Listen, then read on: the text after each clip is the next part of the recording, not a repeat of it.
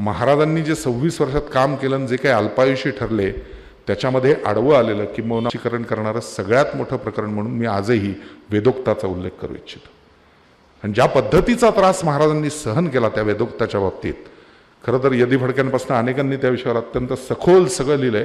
पण हे प्रकरण नक्की काय हे मात्र मी मुद्दाम सांगितलं पाहिजे. त्याचं कारण अनेक गैरसमज असतात आपल्या मनामध्ये. छत्रपतींच्या घराण्यामध्ये कार्तिक स्नानाचा एक विधी असतो. आत्ता एवढ्यात होऊन गेला आपल्याला, अश्विन दिवाळी येऊन जाते आणि त्यानंतर कार्तिक येतं.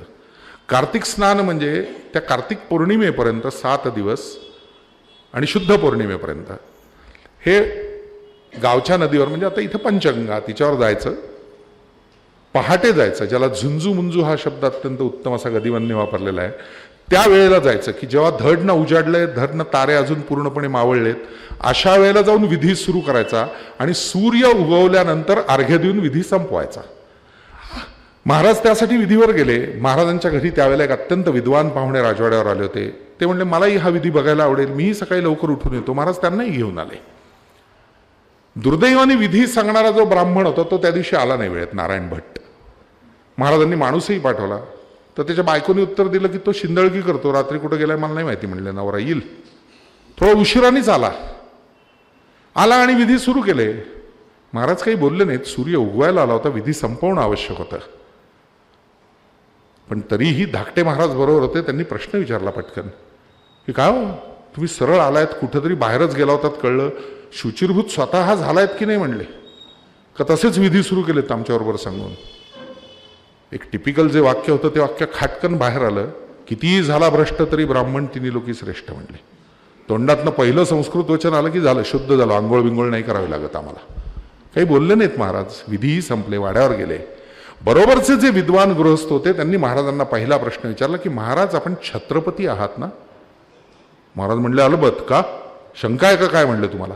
नाही म्हणले मग मला माहिती आहे त्यानुसार छत्रपतीपद निर्माण झाल्यापासून छत्रपतींना वेदोक्ताचा अधिकार होता. हो म्हणले आहेच. नाही म्हणले हा जो कोण आला होता तुम्हाला पूजा सांगणारा, तो पुराणोक्त पूजा सांगत होता.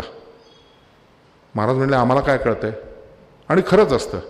एक तर आपली गिरवाण भाषा आपण इतकी सोडून दिलेली आहे संस्कृत, की आपल्याला काही त्यातलं कळत नाही.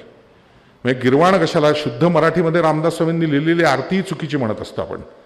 गणपतीच्या आरतीत हजारो लोकांना मी संकष्टी पावावे असं म्हणताना ऐकलेलं आहे. म्हणजे संकष्टी सोडून एरवी गणपतींनी लक्ष देऊ नये. संकटी पावावे हाच शब्द आहे रामदासांनी लिहिलेला आरतीत, पण आपण संकष्टी पावावे, निर्वाणी रक्षावे. त्यामुळे संस्कृत आपल्याला कुठं माहिती असतं? बरं आपण सगळेजण सगळ्या पूजा पाठ वेदांमधले सगळे विचार एवढा सगळा अभ्यास कुठं केलेला असतो? घरात बघा ना, आपल्या वेगवेगळ्या पूजा सांगायला आपण बोलवतो भटजींना, त्यांनाही रोज पाठ म्हणून इतकं तयार झालेलं असतं की ते तोंडातल्या तोंडातच बोलत असतात. त्यामुळे वाहा म्हणलं की कळतं काहीतरी व्हायला सांगितलं बाबा हाताला. एरवी कुठं बोंबल्याला काय कळतंय काय? महाराज म्हणले आम्हाला काय कळायचं की हे विधी पुराणोक्त का वेदोक्त? ते म्हणले पण माझा अभ्यास आहे ना, मला कळतं त्यांनी श्लोक कुठले सांगितले, बोलवा त्याला. झालं, नारायण भटाला राजवाड्यावर बोलवलं. म्हणले हो या गृहस्थांचं असं म्हणणं आहे, बरोबर आहे का? तो म्हणला हो अलबत, पुराणोक्तच सांगतो. महाराज म्हणले का? आम्ही छत्रपती होतो, आम्हाला वेदांचा अधिकार आहे. हो म्हणले बरोबर आहे, पण तुम्ही दत्तकात म्हणले, तुम्ही काय रक्ताचे नाही. दत्तकाला आम्ही शूद्र मानतो आणि शूद्राला वेदोक्ताचा अधिकार नाही म्हणले आमच्याकडनं. इतकं धार्ष्ट्य दाखवणं की महाराजांच्याच वतनावर तू जगतोयस, महाराज तुला वतन देतात आणि तू महाराजांनाच सांगतो तुम्ही शूद्र आहात. महाराजांनी वतनच काढून घेतलं. बरं, यातला महत्वाचा भाग असतो की आपल्याला जर असं वाटतं ब्राह्मणेतर चळवळ आहे का की अमुक आहे का, हे सगळं महाराजांच्या लक्षात आणून देणारा एक पुरोगामी विचारांचा मोठा ब्राह्मणच होता. ज्या माणसाने सांगितलं त्याचं नाव होतं राजाराम शास्त्री भागवत, म्हणजे दुर्गाबाई भागवतांचे वडील. त्यांनी हे शोधून सांगितलं महाराजांना की हे असं असं घडतंय तुमच्या बाबतीत, तुमचे अधिकार तुम्हाला मिळालेच पाहिजेत महाराज म्हणून. दुर्दैव असं झालं की ते अधिकार काढून घेतले आणि महाराजांच्या मुख्य पुरोहितांपासून सगळ्यांनी महाराजांच्या विरोधात बंड केलं. पुण्यापर्यंत त्याचे पडसाद उमटले. नाही त्या पद्धतीने महाराजांचं चारित्र्य हनन केलं गेलं, सगळ्या प्रकारे झालं. मग जुन्या राजवाड्यावर रक्ताच्या फुल्या काय उमटवल्या, आग काय लावली, वाटेल तशी पत्रकं वाटली गेली महाराजांच्या नावानी. तोही मला आश्चर्याचाच भाग वाटतो की महाराजांच्याच वतनावरती विजापूरकर समर्थ काढायचे आणि तरी समर्थमध्ये सुद्धा टीका महाराजांवरच करायचे. म्हणजे पत्रकारितेच्या बाबतीत हल्ली जे काही म्हणलं जातं ना की बाबा एकेका विशिष्ट विषयाला वाहिलेली आणि विशिष्ट राजकीय पक्षांना विकलेली मतदार पत्रक आहेत आजच्या काळात. त्या काळामध्ये तर विषयच नव्हता. एक ट्रेडरवर निघणारं ते विजापूरकरांचं समर्थ, पण त्याच्यातनं सुद्धा महाराजांच्या अगदी 50% आरक्षणापर्यंत सर्व विषयांवरती त्यांनी लिहून काढलेलं आहे. कित्येक ठिकाणी विजापूरकरांनी बोलूनही दाखवलेलं आहे की किती विष कालवलं यांनी समाजात वगैरे असं म्हणून, इथपर्यंत टीका. आणि तरीही महाराजांनी ते सगळं सहन केलं. कारण भारतीय समाज विचित्र आहे असं मला नेहमी वाटतं. आपल्याकडे जेवढी गॉसिप मॅगझिन निघतात तेवढी जगाच्या नकाशावर कुठेही निघत नाहीत.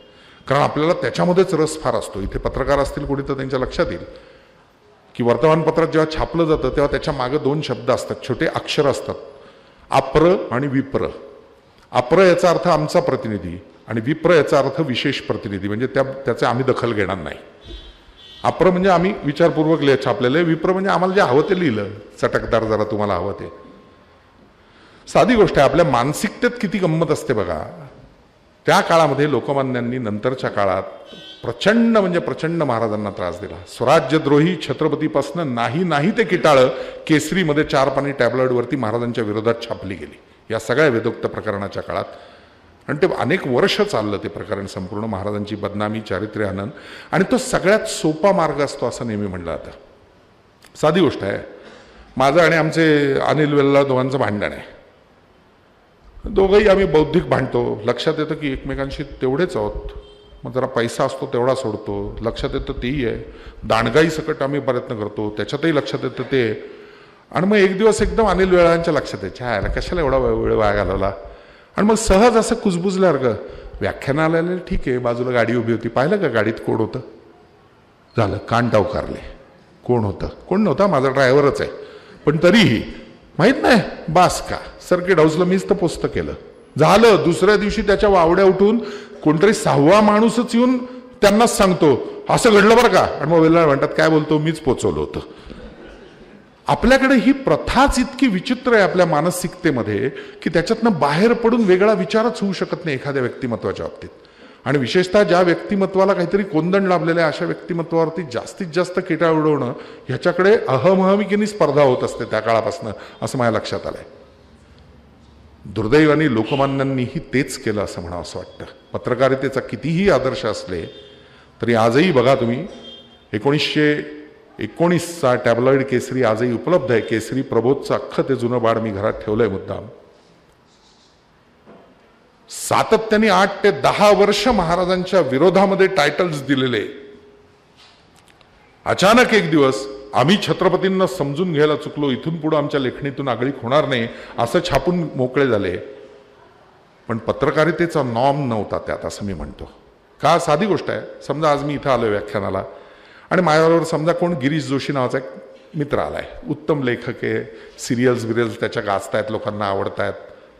तर मग कुलकर्णींना कळलं, ते म्हणले की वा वा आलेत का, ते एक सत्कार करू ना, निदान समोर येऊ दे, आमच्या वाचनालयात आलेत तर.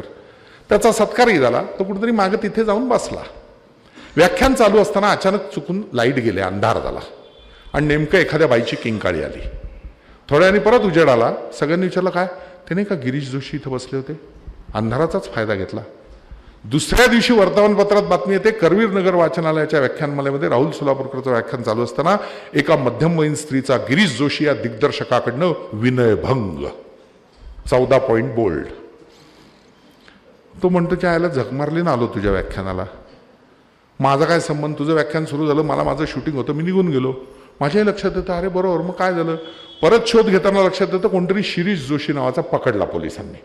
तो भ्रमिष्ठ आहे, तो वेडा आहे, त्याने आधी असे उद्योग केलेले होते, त्यांनी केलेलं होतं. मग मी 4 लोक सरांना बरोबर घेतो, मराठ्यांना बरोबर घेतो आणि आम्ही सगळे पोलीस चौकी तिथल्या जातो आणि सांगतो अहो तुम्ही काल ते हे केलं वगैरे, ते बरोबर नाही. हो पकडलाय, आता करतो आम्ही कारवाई. ठीक आहे. तिथनं आम्ही वर्तमानपत्रात जातो, संपादकांना सांगतो अहो तुम्ही काल काय लावली ते गिरीश जोशींना, कशाला, ते शिरीष जोशी पकडला ना. हो म्हणले, पत्रकाराकडनं जरा घोळ झाला. ते गिरीश शिरीष जवळच होतं ना, आडनाव सेम. ते सत्कार बित्कार झाल्यामुळे आम्हाला असं वाटलं तेच, म्हणून छापलं. मग आम्ही म्हणतो अहो त्यांची उगाचच बदनामी झाली, उद्या दिलगिरी व्यक्त करतो, असं व्यक्तही होते. दुसऱ्या दिवशी दिलगिरी व्यक्त होते की कालच्या बातमीमध्ये गिरीश जोशी हे नाव नजर चुकीने छापलं गेलं होतं, ते शिरीष जोशी असं होतं, तो गुन्हेगार सापडलेला आहे. हे छापल्यामुळे गिरीश जोशी आणि त्यांच्या संबंधितांना जे काही आत्मक्लेश झाले असतील जे काही मानसिक त्रास झाला असेल, बदनामी झाली असेल, त्याबद्दल आम्ही मनपूर्वक दिलगिरी व्यक्त करतोय संपादक. पण ते 4थ्या पानावर डाव्या कोपऱ्यात 3 इंचात असतं. 14 पॉइंट बोल्डमध्ये दिलगिरी व्यक्त कधीच होत नाही.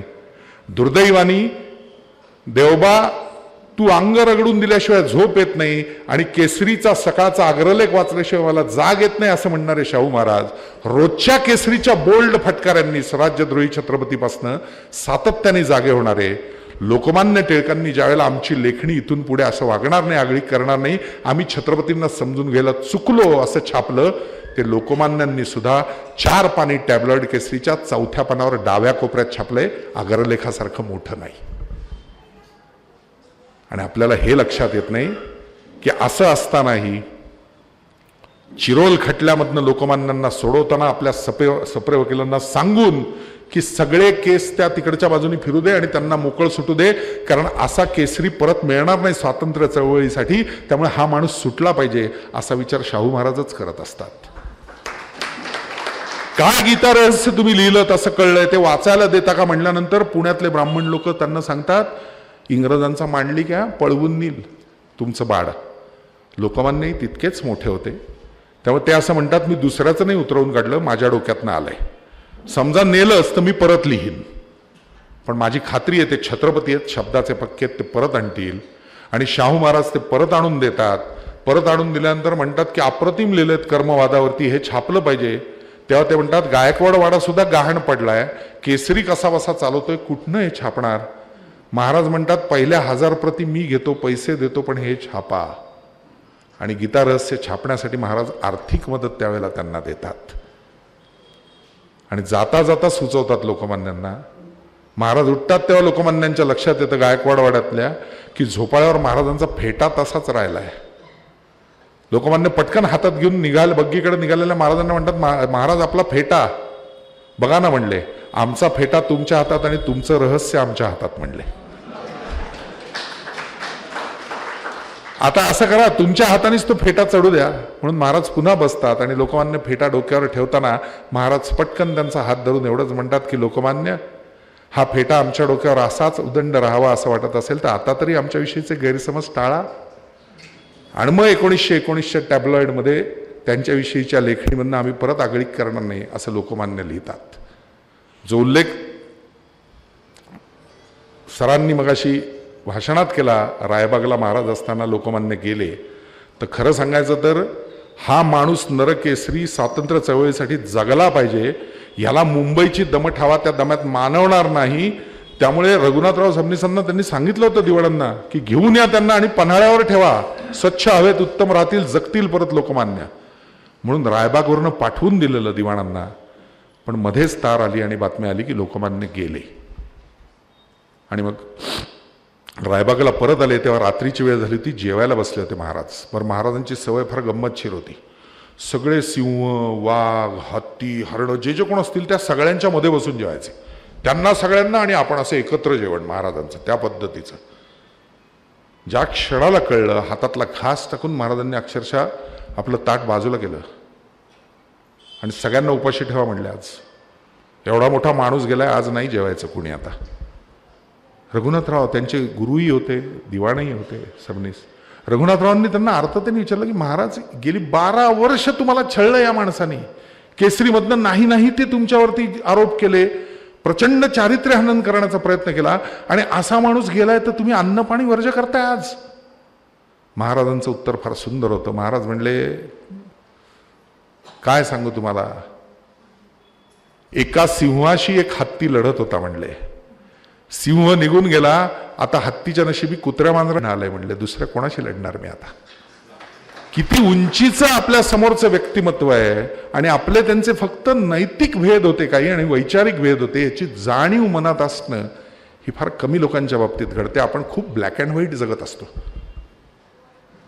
आत्म त्या तारा किती जुळलेल्या होत्या याविषयी अत्यंत सविस्तर अनेकांनी नंतरच्या काळात लिहिलेलं आहे की लोकमान्यांचे आणि त्यांचे अनेक विषयांमध्ये जरी मतभेद असले, अगदी दत्तक विधान पुण्यातलं जे झालं असेल जगन्नाथराव पंडित प्रकरण तिथपासनं, तरी सुद्धा स्वातंत्र्य चळवळ आणि इतर सगळ्या बाबतीमध्ये किती जवळनं त्यांचे संबंध होते याच्याविषयी अनेकांनी लिहून ठेवलेलं आहे. त्यामुळे महाराजांचं व्यक्तिमत्व हे खूप वेगळं होतं. त्यातल्या दोन